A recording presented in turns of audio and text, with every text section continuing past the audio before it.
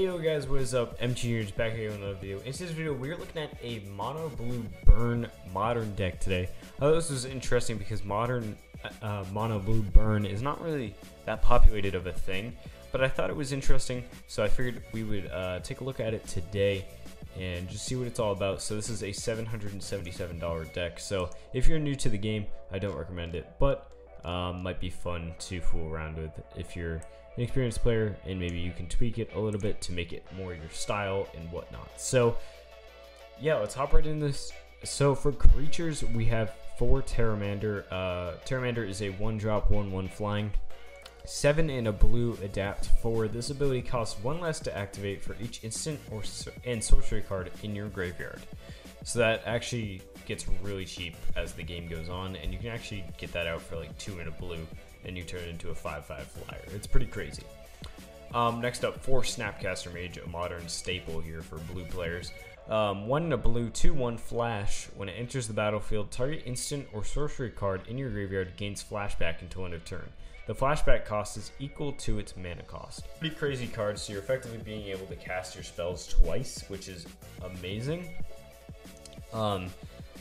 And yeah, that's just a crazy card, and you can do so much with it. It's insane. Next up, 4 Thing in the Ice. Thing in the Ice is a 1 in a blue flip card 0/4 defender. Thing in the Ice enters the battlefield with 4 ice counters on it. Whenever you cast an instant or sorcery spell, remove an ice counter from Thing in the Ice. Then if it has no ice counters on it, transform it. And then it transforms into a 7/8 when this creature transforms into a Woken Horror. Return all non-horde creatures to their owner's hands.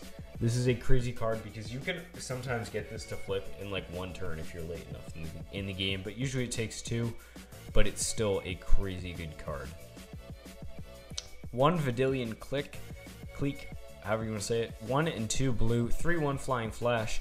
When it enters the battlefield, look at target player's hand. You may choose a non-land card from it. If you do, that player reveals the chosen card, puts it on the bottom of his or her library, then draws a card.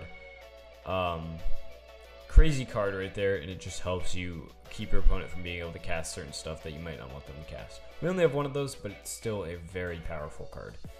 Moving on to spells, we have 4 Opt. Opt is 1 blue, scry 1, draw a card. So crazy. This is a crazy card. It's a common. It's just crazy. Like, it's such a good card. 4 Serum Visions. For 1 blue, draw a card, then scry 2. So this is a sorcery speed spell. 4 Sleight of Hand. For 1 blue sorcery, look at the top 2 cards of your library, put 1 of them into your hand and the other on the bottom of your library. So pretty good card there.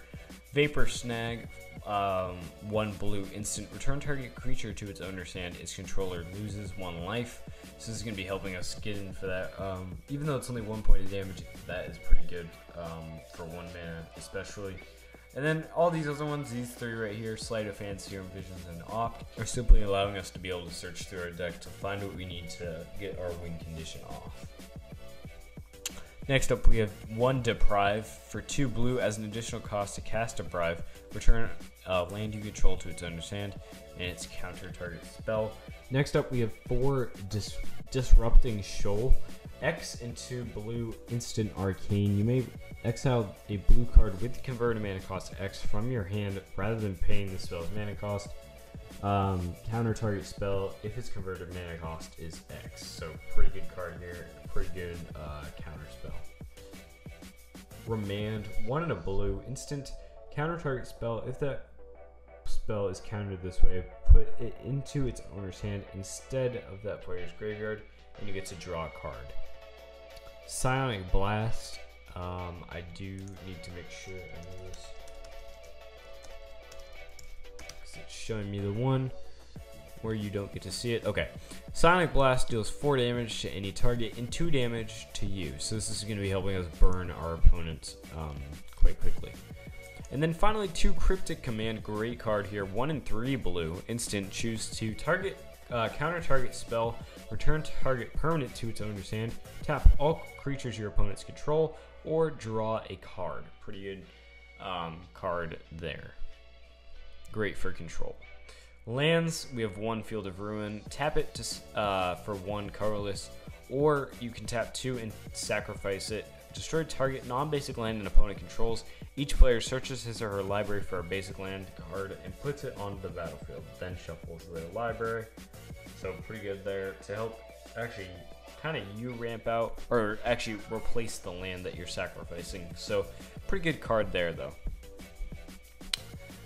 16 islands. You do not have to use snow-covered islands whatsoever. It's just, yeah, it's there. You don't have to use it.